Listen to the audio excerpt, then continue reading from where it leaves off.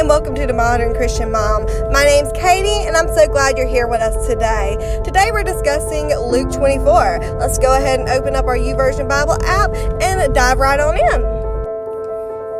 Okay, so as we open up our YouVersion Bible app, we are in Insider Luke, and we are on day 24. Let's go ahead and open our devotional.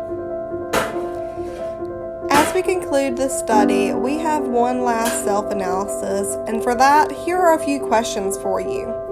How much does your heart burn inside of you when you read His Word? Does the news of His resurrection fill your heart with joy?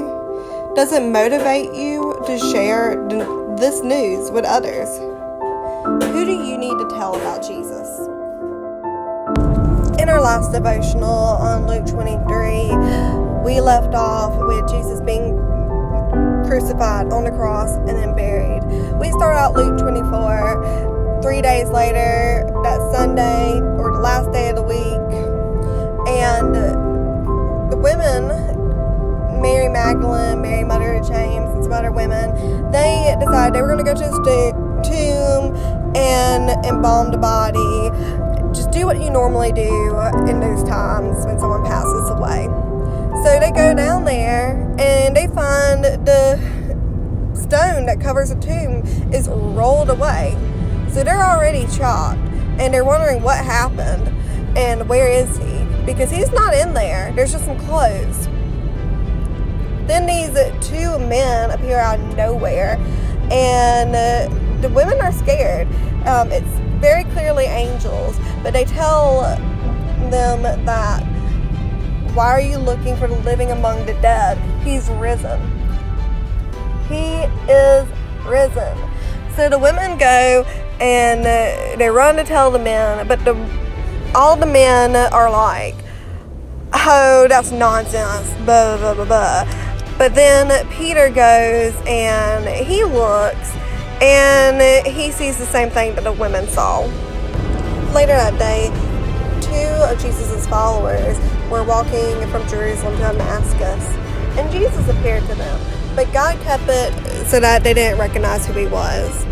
He asked them what they were talking about, and they had been talking about what happened with Him, that He died and was buried, and now some women are saying that He's not there. And Jesus was like, hey, remember those prophecies? That's what's going on. He died, was buried, and He rose again. And then He goes and He talks to them about the scriptures and helps them understand. As He was going to head off, they begged Him to come stay with them, and they went and sat down and started to break bread together. And as they did that, it opened their eyes and they realized that it was Jesus. And then He disappeared. So they ran back to tell the others. Not long right after they got back to tell the other disciples, Jesus appeared in there like a ghost, and everyone there at the moment thought He was a ghost. But then He showed them, He was like, hey, look at my hands, look at my feet, and they had the nail holes in them. And then He said, touch me, and give them food to eat. And they realized that it wasn't a ghost. He went on to explain the prophecies to them and how He had fulfilled them, and that now everyone's sin is forgiven for those who repent, which is such good news for us even today. And then later, they were going to Bethany, and He ascended into heaven. I hope you really enjoyed this devotional series. I know I did. It is very, very powerful. And think about, who do you need to share the message of Jesus to? Who do you need to tell about Jesus? I hope I've reached someone out there and letting them know. So remember, the Christmas season isn't just about a cute little baby and a cute little barn, a cute little manger.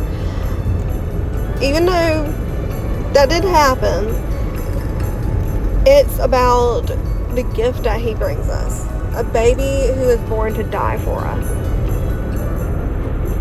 Have a Merry, Merry Christmas.